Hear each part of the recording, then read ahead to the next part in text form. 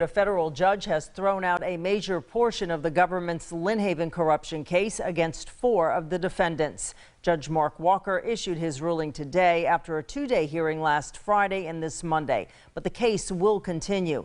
News 13's Emily McLeod is live in our studios now. And Emily, James Finch's attorney, Guy Lewis, successfully argued the conspiracy charge was too broad.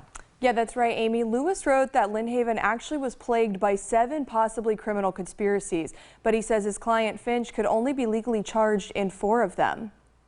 Federal Judge Mark Walker ruled prosecutors failed to show how every part of their conspiracy connected back to Phoenix construction owner James Finch. The ruling listed 5 projects. Walker found 2 of the projects didn't have a clear connection to former Lynn Haven Mayor Margo Anderson and Finch. Those 2 involved erosion control specialists and World Claim. Prosecutors argue ECS allegedly bribed former city manager Michael White, Anderson, and former city attorney Adam Albritton to receive Hurricane Michael cleanup and trash pickup contracts. They also claim ECS submitted false invoices paying kickbacks to Albritton. The other project involves World Claim, a public adjusting firm. Prosecutors say the firm allegedly approached an unnamed city contracted engineer with a proposal, helped them get a contract assisting the city with its hurricane claims, and they would give the engineer a percentage of what they recover. The unnamed engineer approached Anderson and White, offering free services from World Claim. Anderson and White signed an agreement using Anderson's post-hurricane powers, and World Claim in turn provided them with free services. In his ruling, Walker ruled the other 3 alleged schemes connected to Finch and Anderson to form one conspiracy. Prosecutors argue the charged conspiracy might be better thought of as a spider web, but Walker says all strands in the web must support each other. He adds, here, while partially spun by the same spiders, the alleged web sits in opposite corners of the Lynn Haven garage. In other motions, Anderson had hoped Walker would throw out 5 counts against her. Walker denied that motion, but did order prosecutors to provide more information to the defense about the nature of those charges.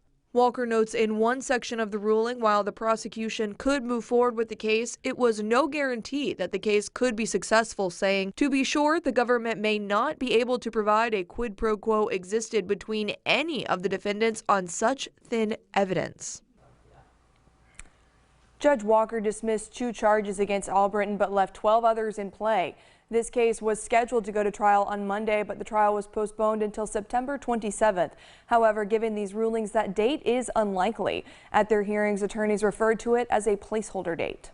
Emily McLeod, thank you.